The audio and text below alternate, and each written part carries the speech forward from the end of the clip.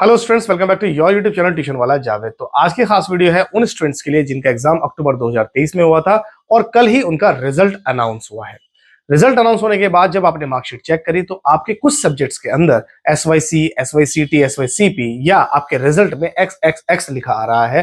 तो इसका मतलब क्या है वो मैं आपको इस वीडियो में बताऊंगा, तो वीडियो को एंड तक जरूर देखें। और अगर चैनल को सब्सक्राइब नहीं करा है तो सब्सक्राइब जरूर कर दे ताकि आने वाली जनरल नोटिफिकेशन आपको टाइम से मिलती रहे। तो चलिए शुरू करते हैं। तो बात करते हैं कि जिन बच्चों ने अक्टूबर 2023 के अंदर जब अपना एग्जाम दिया था उसके अंदर दो तरीके के स्टूडेंट थे, जैसे कि मैं अपनी लास्ट वीडियो में बता चुका हूं। एक वो बच्चे जिन्होंने स्ट्रीम 1 एंड ब्लॉक 2 का एग्जाम दिया था, ठीक है, और वो स्टूडेंट जिन्होंने स्ट्रीम 2 का एग्जाम दिया था। ये था फेल स्टूडेंट्स के लिए जो फेल हुए थे किसी अदर बोर्ड से, और ये था फ्रेश एडमिशंस के लिए, ठीक है। जब हम रिजल्ट चेक कर रहे हैं तो उसमें SYC, SYCT, SYCP और ये सब टैग लिखे नजर आ रहे हैं। अब इनका मतलब क्या होता है, देखिए, अगर मान लीजिए आपके पास आपके सब्जेक्ट के आगे SYC लिखा हुआ है, इसका मतलब यह है कि subject yet to be clear, वो सब्जेक्ट आपको क्लियर करना होगा, सब्जेक्ट क्लियर करना होगा, ठीक है। और अगर लिखा है आपके इसमें SYCT, सब्जेक्ट क्लियर करना होगा, इसका मतलब आपको उसकी थ्योरी भी क्लियर करनी है, और अगर प्रैक्टिकल है तो उसका प्रैक्टिकल भी आपको देना होगा, ठीक है। SYC subject yet to be clear, subject में आपका थ्योरी भी और प्रैक्टिकल दोनों होंगे। अगर SYCT लिखा हुआ है तो आपको सब्जेक्ट क्लियर करना है, ठीक है, करना है, लेकिन सिर्फ किसका? थ्योरी का। आपको थ्योरी का सब्जेक्ट अपना क्लियर करना है। अगर लिखा है आपका SYCP तो यहां पर भी सब्जेक्ट क्लियर करना होगा, लेकिन आपको सिर्फ क्या देना है? प्रैक्टिकल देना है, ठीक है। ये इन सब का मतलब हुआ। तो अब ये आता है कि यहां पर है, अगर ये XXX 4 बार ऐसे लिखा हुआ है तो इसका मतलब क्या है? इसका मतलब आपके रिजल्ट के अंदर अभी आप कंप्लीटली पास नहीं हुए हैं, ठीक है, क्योंकि रिजल्ट के अंदर लिखा आता है पास, NIOS के अंदर फेल नहीं लिखा होता। इसका मतलब आप ये भी मान के चलिए कि अभी आप फेल या कंपार्टमेंट है। जिसके सब्जेक्ट के आगे SYC, SYCT, SYCP लिखा है उसके रिजल्ट के नीचे XXX जरूर नजर आएगा। अब कुछ स्टूडेंट्स ऐसे हैं कि सर मेरे सभी सब्जेक्ट्स में, जैसे मेरे पास फिजिक्स है, ठीक है ना, मेरे पास केमिस्ट्री है और बायो है, मैंने 3 सब्जेक्ट का एग्जाम दिया और उन सभी सब्जेक्ट्स के आगे PPP लिखा हुआ है, लेकिन रिजल्ट के नीचे XXX लिखा हुआ आ रहा है। तो इसका मतलब क्या हुआ? वैसे तो मैं सब में पास हूं, 3 सब्जेक्ट का एग्जाम दिया था, XXX लिखा आ रहा है, तो ध्यान रहे कि 3 सब्जेक्ट की कोई मार्कशीट नहीं होती है। इसका मतलब यह हो सकता है कि जो आपने TOC के लिए अप्लाई किया था और उसमें आपको जो फेल वाली मार्कशीट थी, जो फेल मार्कशीट थी वो आपको सबमिट करनी थी। सबमिट करनी थी कहां पर? NIOS में। अगर आपने वो अपनी मार्कशीट सबमिट नहीं करी है तो आपके रिजल्ट में XXX शो आएगा, चाहे आप सभी सब्जेक्ट में पास ही क्यों ना हो, ठीक है। अब आती है बात कि हमें सर इसको करना है तो हम इसको क्लियर कैसे करें, ये सारे सब्जेक्ट को कैसे क्लियर करना होगा? तो उसका एक तरीका है। तरीका क्या है वो मैं आपको समझा देता हूं।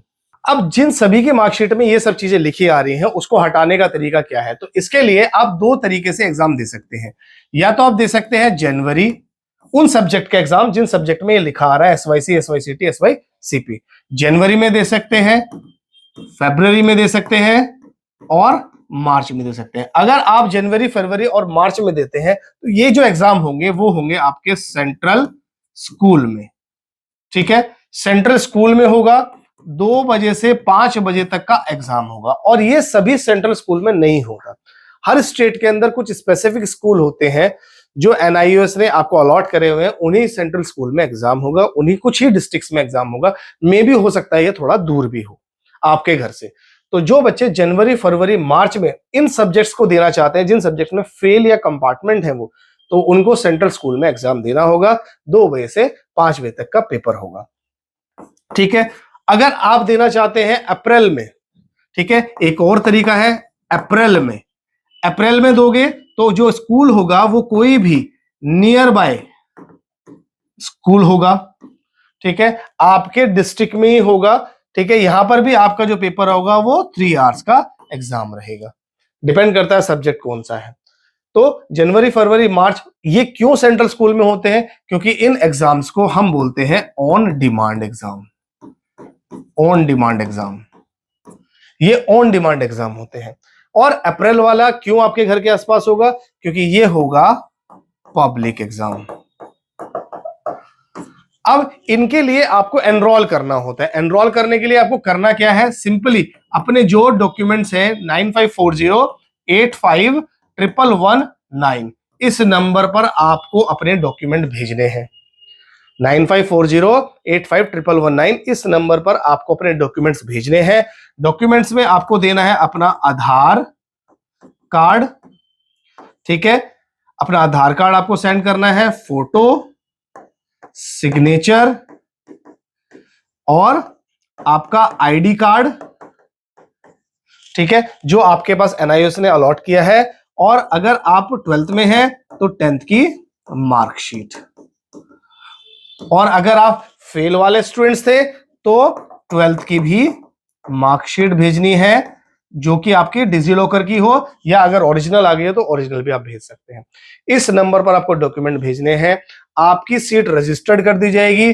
चाहे तो आप जनवरी, फरवरी, मार्च में दे सकते हो, चाहे तो आप अप्रैल में दे सकते हो। सीट का जो रजिस्ट्रेशन होगा वो हम खुद करेंगे। डायरेक्टली आप सभी की बात मुझसे होगी। जो भी क्वेरीज रहेंगी वो मेरे से रहेंगी। आपने कहीं और से एडमिशंस लिया था लेकिन अभी वो फोन नहीं रिसीव कर रहे हैं या अच्छे से गाइडेंस नहीं दे पा रहे हैं, उसका मतलब ये है कि प्रॉपर वो बंदा आपसे डायरेक्टली बात नहीं कर रहा है।